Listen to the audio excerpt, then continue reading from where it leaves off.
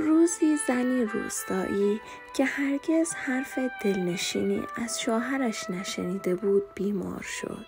شوهر او که راننده موتورسیکلت بود و از موتورش برای حمل کالا بین روستا و شهر استفاده می کرد. برای اولین بار همسرش را سوار موتورسیکلت خود کرد تا به بهداری ده ببرد.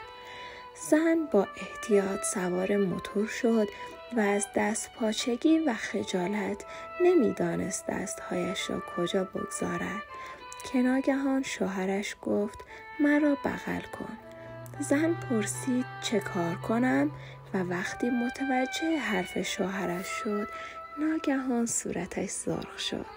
با خجالت کمر شوهرش را بغل کرد و کم کم اشک صورتش را خیس نمود. به نیمه راه رسیده بودند که زن از شوهرش خواست به خانه برگردند.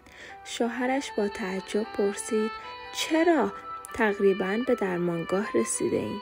زن جواب داد بهتر شدم. سرم دیگر درد نمی کند.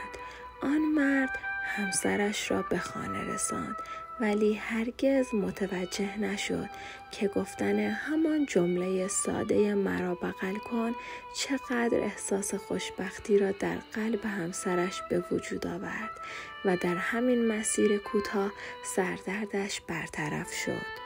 آری، عشق چنان عظیم و زیباست که در تصور نمی گنجد. فاصله ابراز عشق دور نیست، فقط از قلب تا زبان. کافی است که حرفهای دلتان را بیان کنید. هرگز فرصت به زبان آوردن دوست دارم را از دست ندهید.